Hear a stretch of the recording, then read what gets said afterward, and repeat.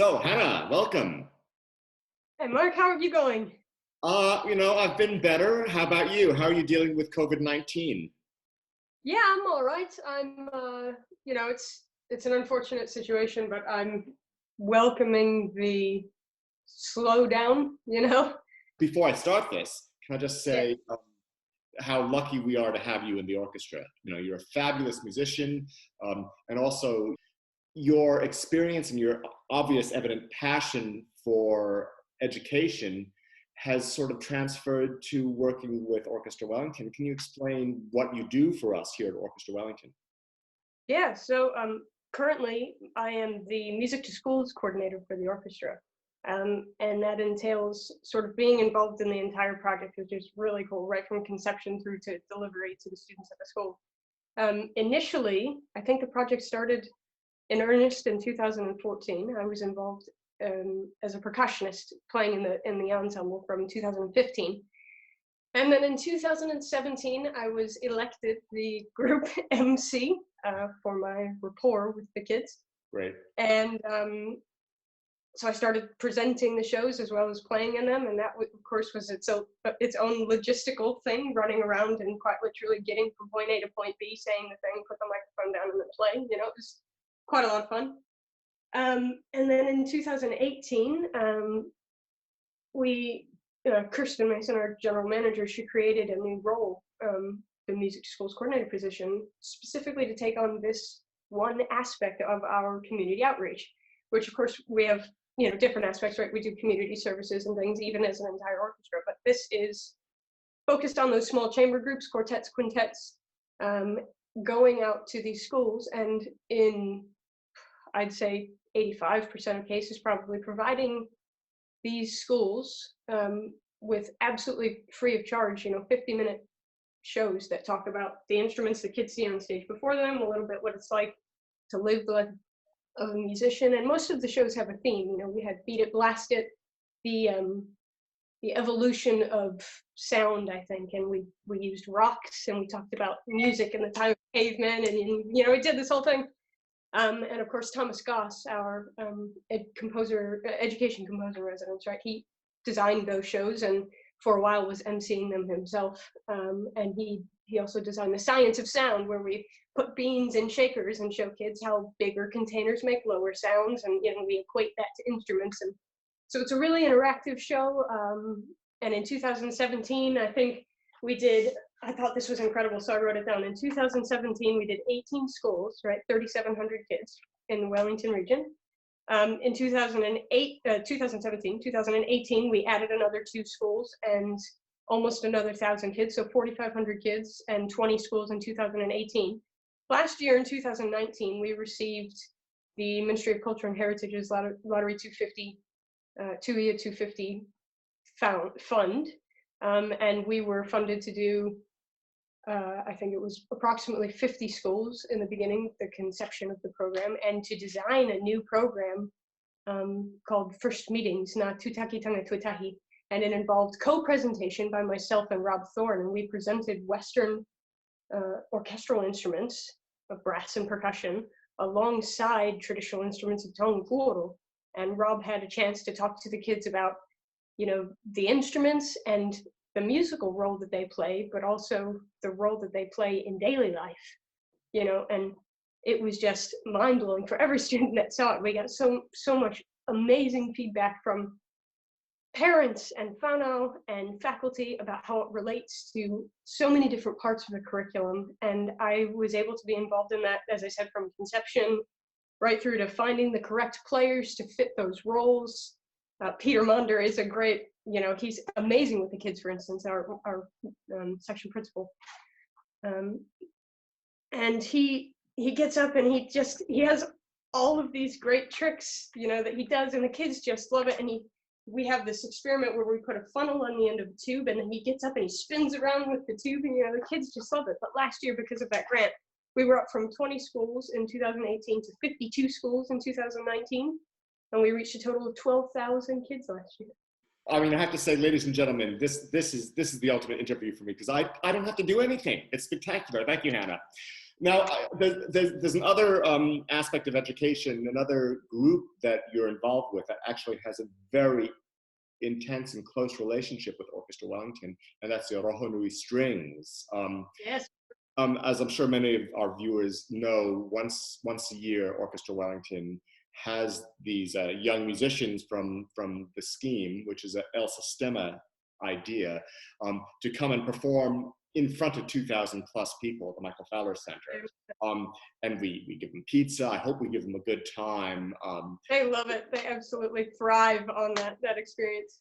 And of course, not only you, but many of our players, including Allison, of course, are not only the inventor of the Rohonui strings, but also are contributing their time, their gifts. Can you speak a little bit about that, and specifically the relationship between the Rohonui strings and Orchestra Wellington?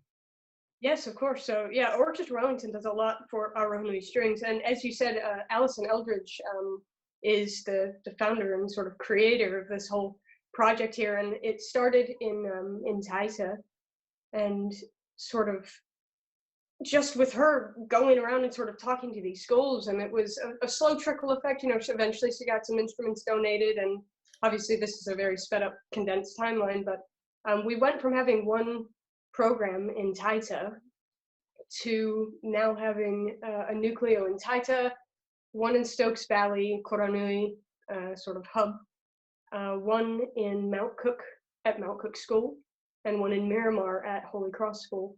And as you said, we have a lot of people from the orchestra working on this project, right? So I'm fortunate to be involved in our large program in Taita, where we have multiple orchestras, an advanced orchestra, an intermediate orchestra, and a beginning orchestra, and I conduct those groups through their regular rehearsals and on a lot of our smaller performances, and for instance, get them ready, prepared for that sort of side-by-side concert that we do on our Subs 5. And then at that program as well, Allison is there quite a lot of the time. Jane Young, one of our Orchestra Wellington cellists, she's sort of the head of that Taita program. Sophia Atchison, our principal violist, she's the head of the Mount Cook program. Margaret Goldborg, another one of our cellists, she's the head of the Miramar program. And Megan Ward is, again, she's an incredible early childhood educator. She starts all of our beginners off with all of the little, chocolate fish and explaining all the fingers and how they work on the bows, right? And I, of course, as a percussionist, I had to go through all of that. I was like, oh, well, now my pinky is named Tinkerbell, and it sits on top of the bow, and it, I had to go through all of that. But it's just incredible how well these kids take to her, and then she just sends them off to their respective communities, and they grow into these amazing young string players, and that's where the transferable skills, I see it all the time. These kids learn how to be compassionate with one another through music, and then they become more compassionate with one another in their lives, and they spread this to people around them, right? It's infectious. Yeah, it's really incredible. And Orchestra Wellington sponsors a lot of our activities. 1 or 2 of our 4 holiday programs, three or 4 holiday programs a year. So that's 4 intensive afternoons where we get the kids to rotate through classes, orchestra, rhythm, or some sort of ethno class, and chorus. And then they present a concert at the end of the week, and Kirsten is always there at the concerts, and Orchestra Wellington generously funds that, and I'm sure so many other things, a number of hours for our tutors and instrument donations, and our players from Orchestra Wellington provide all the instruments that they don't use for teaching anymore, and it's just an incredible relationship. It really is. What is the feeling playing in front of our audiences in the Michael Fowler Center? It is actually unlike anything I've ever experienced for a couple of reasons. For starters, before I performed in the Michael Fowler Center, I'd never performed in a center where people sit so near you, right? And that bothered me for a while. I was lucky that my first gig with the orchestra was Carmina Burana back in 2015. So that was, of course it had its quiet moments, but we had the choir, and we were sort of front and center on the stage. It's now a very comfortable space to be in, because of course it's the family aspect that I go back to with Orchestra Wellington. Our audience feels very much like a family.